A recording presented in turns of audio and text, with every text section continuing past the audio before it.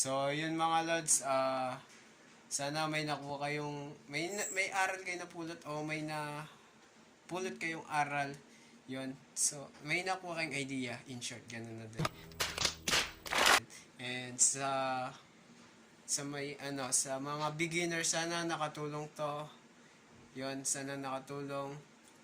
Yun, kasi beginner din ako, nag-a-as professional lang ako sa mga kakilala ko. So yun, sana yung mga professional, beginner lang yan dati, na hindi na professional dati pero professional na din ngayon kasi yun nga, medyo matagal na sila nag-handpid.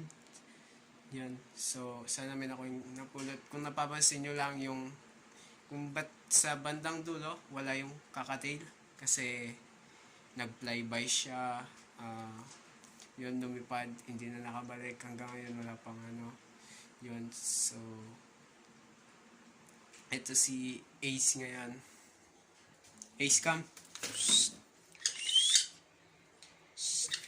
Yun, naglalaro siya.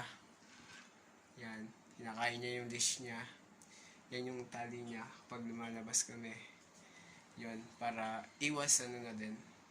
Pero malambing naman siya kahit papaano.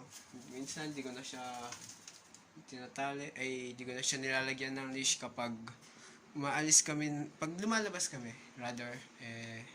Yun, so I hope may natutunan kayo dito sa video na to, and yun, and thank you na lang sa inyo mga lods, and yun, thank you lods.